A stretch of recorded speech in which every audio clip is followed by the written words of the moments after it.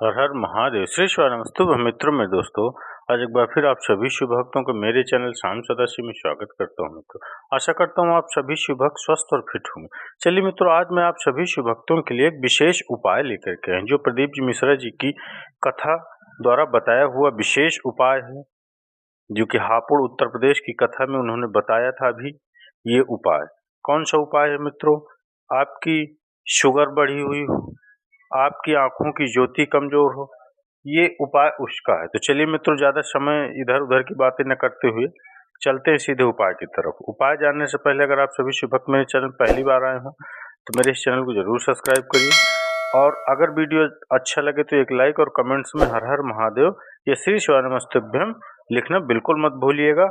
और वीडियो को अंत तक अवश्य देखिएगा। जब आप अंत तक देखेंगे तभी आपको उपाय के विषय में संपूर्ण जानकारी प्राप्त होगी। तो चलिए मित्रों, आंखों से दिखना कम हो गया हो, नेत्र ज्योति कम हो गई हो, तो आपसे निवेदन है, हाथ की एक उंगली है, उंगली के दो पोर, समझिएगा मित्रों ध्यान से, हाथ की उंगली के एक पोर और दो पोर तक का इतनी बड़ी आपको एक बेलपत्र लेनी। इससे बड़ी बेलपत्र नहीं लेनी, दो पोर की बेलपत्र।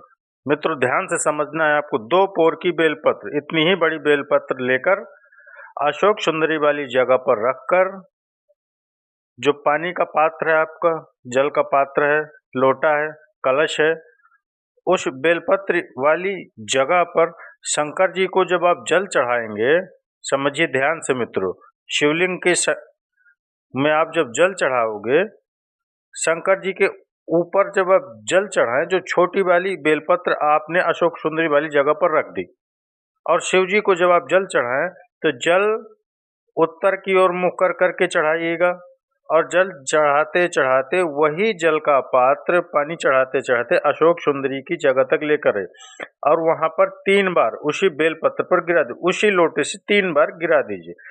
किसका नाम लेना है? त्र्यंबकेश्वर महादेव के नाम से, कुंदकेश्वर महादेव के नाम से 3 बार पानी गिराना है आपको। जब आप वापस आओ, पानी गिराया आपने, जब आप वापस आओ तो वही जल जो आपने गिराया नीचे, तो वो नीचे जाएगा, उसको आप अपने किसी पात्र में आप रख लो, झेल लो, अपने किसी पात्र में रख लो उस जल को, और वो बेलपत्र जो आपने अशोक सुंदरी की जगह पर चढ़ाई थी, वो बेलपत्र भी आप रख लो अपने पास, और लेकर के आप घर चले आओ। अब घर के पास जब पहुंचे, आप घर के बाहर, घर के दरवाजे के बाहर आप उस बेलपत्र को खा लो।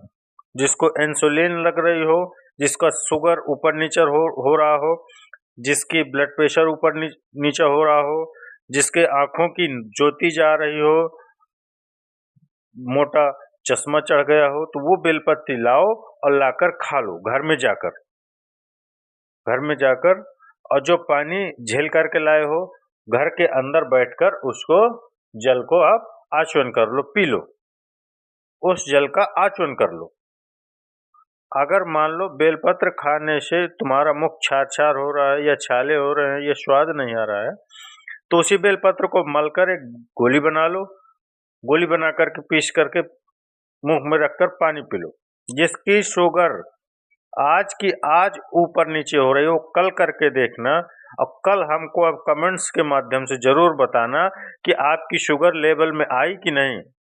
अगर आपकी शुगर ऊपर नीचे हो रही तो आप, जिसका बीपी ऊंचा नीचा हो रहा है, जिसका बीपी ऊपर नीचे हो रहा है, वो आज ही करके देखो उसको, और कल उसको देखो क्या आराम मिलता है कि नहीं, और कमेंट्स के माध्यम से अवश्य हमें बताओ।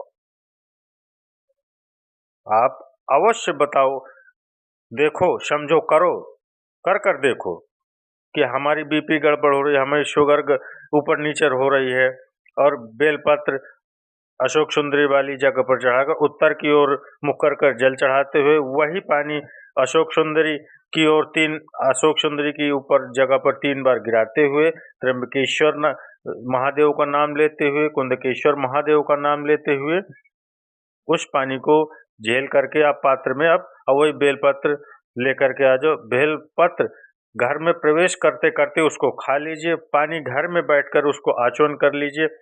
बाबा देवाधिदेव महादेव कुंदकेश्वर का नाम लीजिए। मेरा बाबा कुंदकेश्वर महादेव आपको रक्षा अवश्य प्रदान करेगा, अवश्य आपकी जो भी समस्या है वो दूर करता। शिव शिव है, वो शिव है, शंकर शंकर है, अवघड़दानी है, वो त्रिनेत्रधारी महाकाल है। वो अशोक सुंदरी का स्थान तो आपको मालूम ही होगा, आपको मालूम है, सभी को मालूम होगा आपको। अशोक सुंदरी माता जी का स्थान बड़ा मुख्य स्थान होता है। फिर निवेदन है, आप समझ लीजिएगा, शिवलिंग के जलाधारी में जो सामने स्थान होता है उसमें बीच में एक मोटी सी लाइन होती है, वो अशोक सुंदरी का स्थान होता है। इधर षडानंद कार्तिकेय दाएं में, बाएं में कार्तिकेय महाराज, गणेश जी महाराज और पार्वती जी का हस्तकमल और शंकर जी का शिवलिंग, और शिवलिंग के ऊपर जो बूंद बूंद पानी टपकता है वो शंकर जी की 5 बेटियां हैं। क्या नाम है उनका? जया, विषहरा, शामरी बारी, गौतली, देव। शंकर जी की 5 बेटियां, वो पानी को बूंद बूंद गिराते हैं। अशोक सुंदरी का जो स्थान है बड़ा मूल है, बहुत बहुत मूल स्थान है।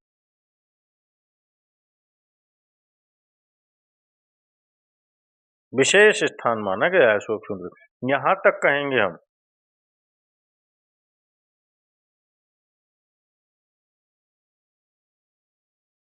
शरद पूर्णिमा से कार्तिक पूर्णिमा के बीच में, शरद पूर्णिमा से कार्तिक पूर्णिमा के बीच में प्रयास करना। दुकान नहीं चल रही हो, व्यापार नहीं चल रहे हो, तकलीफें बहुत ज्यादा हो, घर में क्लेश ज्यादा हो, अशांति ज्यादा हो, पैसे नहीं आ रहे हो, 1 रुपया कमा रहे हो, 100 रुपये खर्च हो रहे, बहुत टेंशन में चल रहा है जीवन। तो शरद पूर्णिमा से कार्तिक पूर्णिमा तक एक हल्दी और कुमकुम थोड़ा सा मंदिर में लेकर जाइए। हल्दी और कुमकुम जरा जरा सा ले, अशोक सुंदरी वाली जगह पर पहले शंकर जी पर जल चढ़ा दो, अशोक सुंदरी वाली जगह पर जल चढ़ा दो, और वो हल्दी और कुमकुम की एक एक बिंदी अशोक सुंदरी वाली जगह पर अपनी कामना कर कर लगा कर आ जाओ। उसी में से जो हाथ तुम्हारा गीला है हल्दी कुमकुम का, हल्दी कुमकुम का, वही हाथ लेकर के आओ।